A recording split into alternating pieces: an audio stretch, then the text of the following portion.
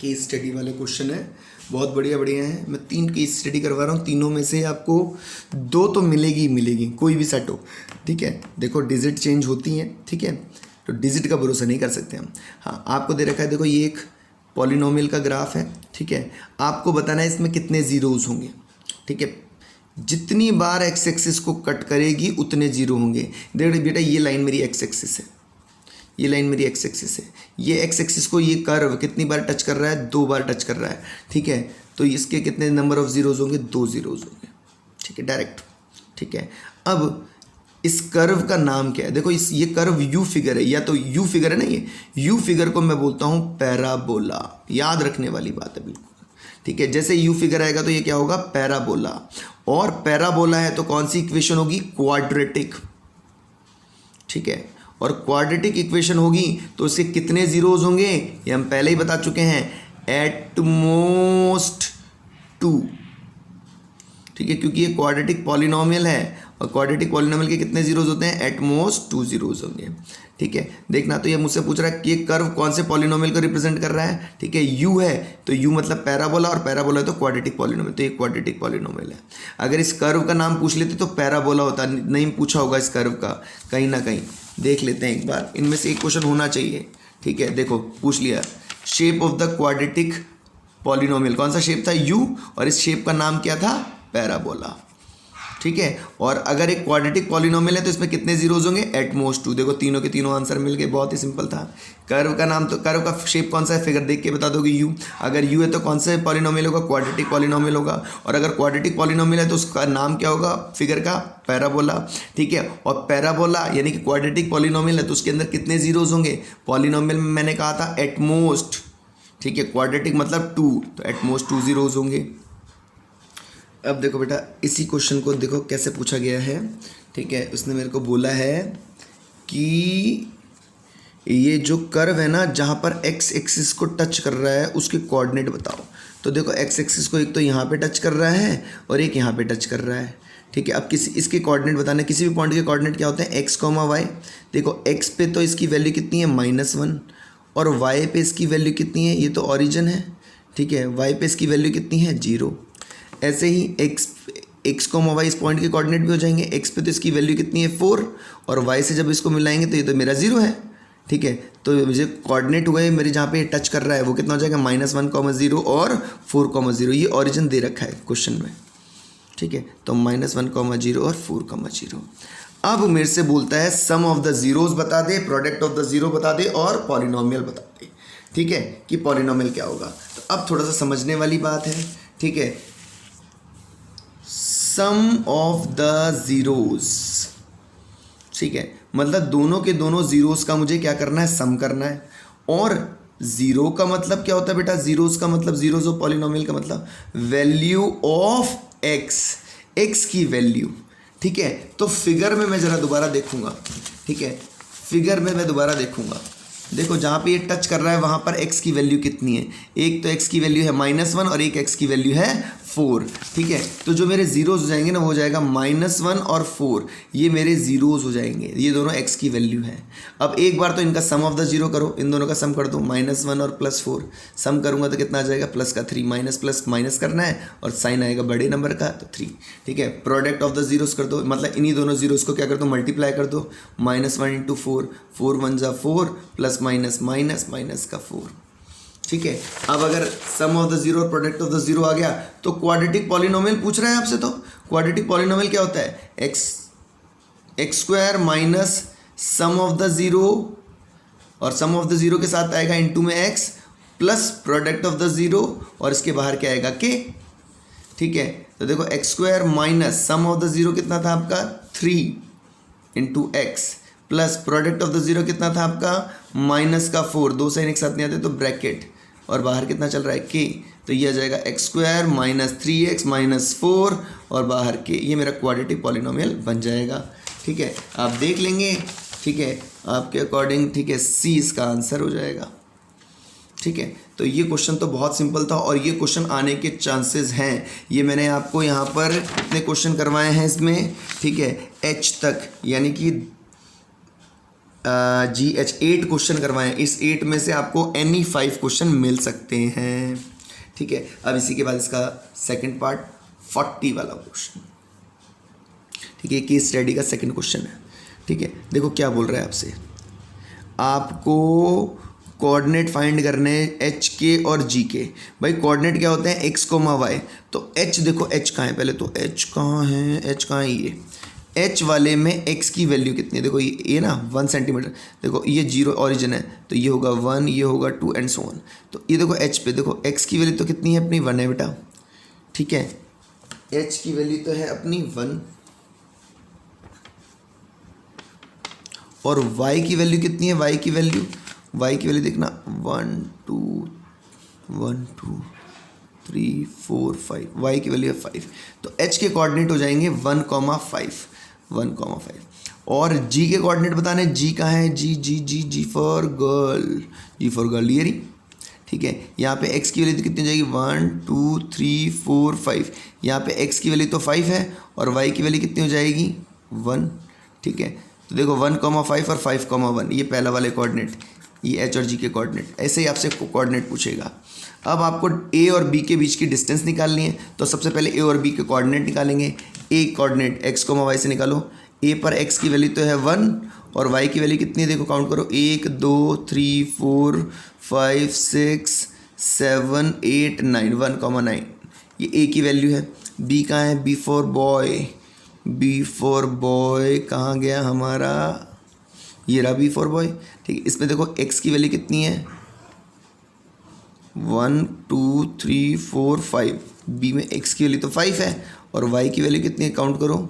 ठीक है, 1 2 3 4 5 6 7 8 9 10 11 12 13 5,13। तो मेरे पास ये 2 पॉइंट है, ए मेरे पास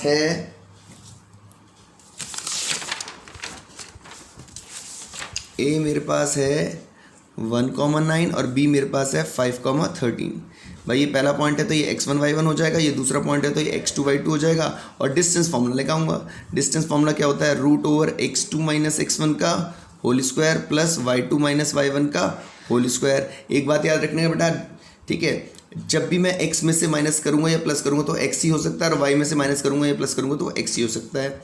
ठीक है, तो करो 5 में से 1 माइनस करा तो 4 का स्क्वायर प्लस y2 - y1, 13 में से 9 माइनस किया तो 4 का स्क्वायर और पूरे का रूट 4 का स्क्वायर 16, 4 का स्क्वायर 16 √32।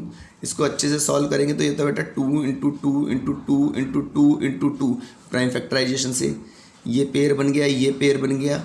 जो पेयर बन गया वो बाहर आ जाएगा, एक बार लिखूंगा।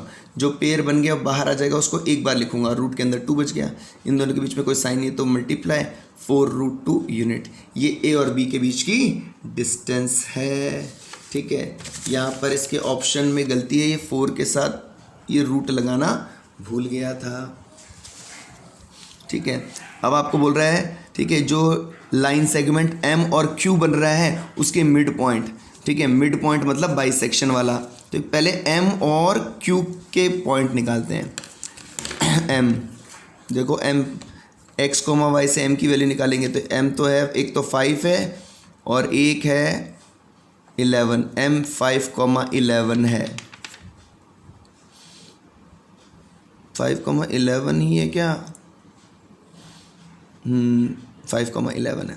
ठीक है, और दूसरा पॉइंट क्या है, q कहाँ है, q फॉर क्वीन, ये रहा।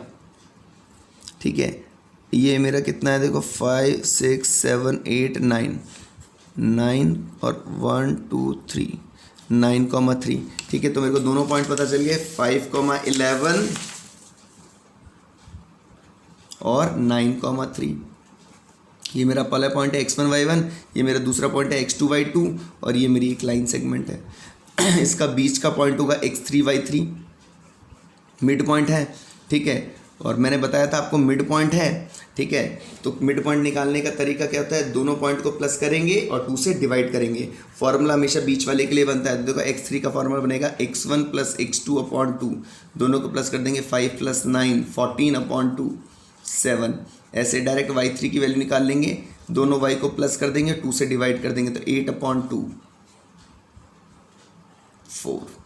ठीक है, यहाँ देखना अगर ये माइनस होता, ठीक है, 3 माइनस का होता तो मुझे प्लस नहीं करना पड़ता, फिर मैं माइनस करता। ठीक है, ये जल्दबाजी मत करना आप लोग।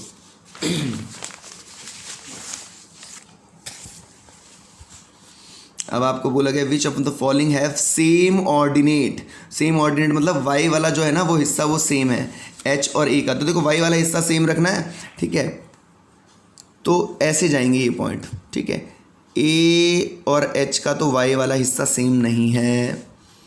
ठीक है, t और o का, t और o देख लीजिए बेटा, t और o देखो इस लाइन पे थ्रू आउट y सेम होगा। y का मतलब ये डिस्टेंस इस लाइन पे थ्रू आउट सेम होगा, तो t और o ऐसे पॉइंट हैं, ठीक है, जिनका ऑर्डिनेट सेम है। नहीं समझ में आया कोई बात नहीं, इन सबके कोऑर्डिनेट निकालना, देखना किसके ऑर्डिनेट सेम है, तो t और o के ऑर्डिनेट सेम मिल जाएंगे आपको। अब इसके बाद है g is taken as origin. g को ऑरिजिन मान लो, g ना g, इसको ऑरिजिन मानो, मतलब ये मेरा ऑरिजिन है 0,0। ठीक, अब इससे इस लाइन से स्टार्ट करेंगे, ये लाइन ऐसे। ठीक है, अब g को मैंने ऑरिजिन मान लिया। ठीक है, तो gf और gb, ठीक है, ये x एक्सिस और y एक्सिस है। आपको 4,2 बताना है अब यहाँ से। तो देखो यहाँ से 4,2 पे कौन होगा, 1, देखो जी कोऑर्डिनेट है तो ये 1 2 3 4, x पे तो 4 और y पे कितना चलनी है, 2 1 2। ठीक है, तो फिर वो पॉइंट कौन सा हो जाएगा, q। अगर g ऑर्डिनेट है तो q ऐसा पॉइंट है जिसके कोऑर्डिनेट कितने हैं, 4,2। g को ऑरिजिन 0,0 मान लिया। ठीक है, अब इससे 4 चलना था x पर, 1 2 3 4, और 2 चलना था y पर, 1 2, तो मेरे q पॉइंट पे आके मिला। इसके बाद लास्ट क्वेश्चन थोड़ा सा टफ है, join AD, what is the ratio t divide AD। ठीक है, ये सबसे अच्छा क्वेश्चन है इसमें। तो पहले A D और T के पॉइंट निकाल लेंगे। ठीक है, A के कोऑर्डिनेट तो मैंने पहले से निकाले हुए हैं। A के कोऑर्डिनेट मेरे आए हुए हैं 1,9। A के कोऑर्डिनेट आए हुए हैं मेरे 1,9। ठीक है, T के कोऑर्डिनेट मुझे निकालना है, D के कोऑर्डिनेट निकालने हैं पहले। तो देखो D के कोऑर्डिनेट है यहाँ पे 1 2 3 4 5 6 7 8 9 10 11 12 13 13, और हाइट इसकी कितनी है 9, 13,9। डी के कोऑर्डिनेट भी मुझे पता चल गए 13,9। ये ए के कोऑर्डिनेट है, ये डी के कोऑर्डिनेट है 13,9। टी इसको किस रेशियो में डिवाइड करा, तो टी वाले पॉइंट के कोऑर्डिनेट निकालते हैं पहले। टी यहाँ पर है, टी के कोऑर्डिनेट है 3,9। ठीक है, तो वही ये लाइन है, ये मेरा पहला पॉइंट x1 y1, ये मेरा दूसरा पॉइंट x2 y2, ये मेरा तीसरा पॉइंट x3 y3। आपको बताना है ये किस रेशियो में डिवाइड करेंगे, तो मैंने मान लिया m1 रेशियो m2। हालांकि मैं डायरेक्ट भी बता सकता हूँ लेकिन मैं आपको सॉल्व करने का तरीका बता रहा हूँ। ठीक है, अब इसकी ट्रिक भी बताऊँगा मैं आपको। ठीक है, हमेशा फॉर्मूला बीच वाले के लिए बनता है। ठीक है, तो x3 के लिए फॉर्मूला बनेगा m1 इंटू x2, ठीक है, प्लस m2 इंटू x1, ये इंटरसेक्शन फॉर्मूला है, अपॉन में m1 प्लस m2। x3 की जगह मैं कितना रख दूंगा 3, m1 की जगह m1 इंटू x2 की जगह 13, प्लस m2 की जगह m2 इंटू x1 की जगह x1 की जगह 1, अपॉन में m1 प्लस m2। वही इसके नीचे कुछ भी नहीं तो 1 क्रॉस मल्टीप्लाई कर देंगे। 13m1 plus 1m2 is equal to 3m1 plus 3m2। अब बेटा m1 को m1 के पास ले जाओ और m2 को m2 के पास ले जाओ, तो 13m1 में से 3m1 माइनस करेंगे इज इक्वल टू 3m2 चल रहा है, और ये 1m2 उधर जाएगा तो माइनस का 1m2 हो जाएगा। ये हो जाएगा 10m1 is equal to 2m2। ठीक है, अब मैं इसको कट कर दूंगा। ठीक है, आप क्या करना, 10 से दोनों साइड m2 से दोनों साइड डिवाइड कर देना।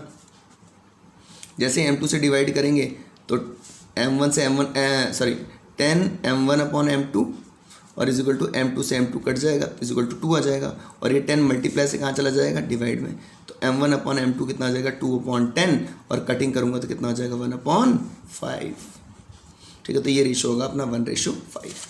अब मैं इसको डायरेक्ट भी ट्रिक बताता हूँ, वाई से भी आप निकाल सकते हैं, लेकिन मैं डायरेक्ट ट्रिक बताता हूँ। आप किसी भी एक्सिस को पकड़ लो, ठीक है, तो मैंने एक्स को पकड़ लिया, देखो एक्स के तीनों पॉइंट दे रखे हैं, ठीक है, आप इनको भूल जाओ, आप इसी पॉइंट को इसी ऑर्डर में लिख दो, 1, 3 और 13, ठीक है। आप बस इसमें से इसको माइनस कर दो 2, इसमें से इसको माइनस करो 10, यही रेशो आएगा आपका 1:5 पक्का। ये शॉर्ट ट्रिक है, ठीक है।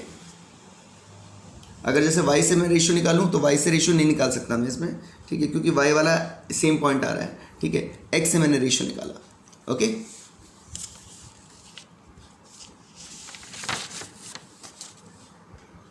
अब इस वाले क्वेश्चन में बेटा आपको ये डायग्राम दे रखा है, ठीक है, आपको कुछ डेटा भी दे रखा है, मैं वो लिख देता हूँ, मेंशन कर देता हूँ। FB 5 मीटर है, FB 5 मीटर है, ये 5 मीटर है, ठीक है। FC 15 मीटर है, ये 15 मीटर है, ठीक है। DF 3 मीटर है, ठीक है। और अब आपको कुछ क्वेश्चंस के आंसर देने हैं, ठीक है। तो बहुत ही इजी क्वेश्चन है। सबसे पहले तो बेटा यहाँ आपको 2 ट्राइंगल दिख रहे हैं, ठीक है। एक ट्राइंगल है CDF और एक दूसरा ट्राइंगल है CBA। इन दोनों ट्राइंगल में एक एंगल बेटा या तो कॉमन है या फिर एक एंगल वर्टिकली अपोजिट एंगल है, लेकिन वर्टिकली अपोजिट एंगल के लिए एक्स फिगर बनना चाहिए। एक्स फिगर नहीं है तो एक एंगल C देखो यहाँ पे कॉमन है, देख लो ये जो एंगल C है ना, ये छोटे वाले ट्राइंगल में भी आ रहा है, बड़े वाले ट्राइंगल में भी आ रहा है, और एज इट इज आ रहा है। और एक एंगल दोनों में 90 डिग्री का है, छोटे वाले में तो 90 डिग्री का F है और बड़े वाले में 90 डिग्री का B है। तो ये दोनों के दोनों ट्राइंगल बेटा सिमिलर हो जाएंगे। इसको मैं सिमिलर करके दिखा रहा हूँ इसी पेज पर।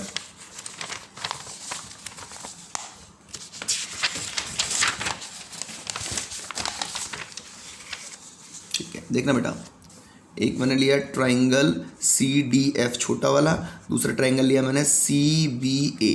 Angle C is equal to angle C, ये दोनों में कैसा एंगल है, कॉमन एंगल है, ठीक है। और छोटे वाले में F और बड़े वाले में B 90 डिग्री का है, ठीक है। मुझे पता है जैसे ही 2 ट्राइंगल के 2 एंगल इक्वल हो गए तो दोनों के दोनों ट्राइंगल CDF और CBA आपस में कैसे हो जाएंगे, सिमिलर हो जाएंगे। लेकिन नेमिंग करते हुए जल्दबाजी नहीं करते हैं। C के प्लेस पे क्या लिखना है, C, फर्स्ट नंबर पे C आएगा, ठीक है। और F के प्लेस पे मुझे क्या लिखना है, B। F थर्ड प्लेस पे है तो B का भी प्लेस थर्ड होगा, ठीक है। तो अब यहाँ पे कौन सा प्लेस पॉइंट रहेगा, A पॉइंट अपने आप ही बीच में आ जाएगा। कौन से रूल से, एंगल से। तो ये जो 2 ट्राइंगल बनेंगे ये हमेशा कैसे होंगे, सिमिलर होंगे, ठीक है। अगर ये सिमिलर होंगे तो मैं क्या लिख सकता हूँ, CD अपॉन में CA, CD अपॉन में CA is equal to DF upon में AB is equal to CF upon में CB। मैं ये लिख सकता हूँ बाय CP ST, ठीक है। कॉरस्पॉन्डिंग पार्ट सिमिलर ट्राइंगल, ठीक है। अब उसने क्या बोला था बेटा आपको, ठीक है, देखना जरा फिगर में,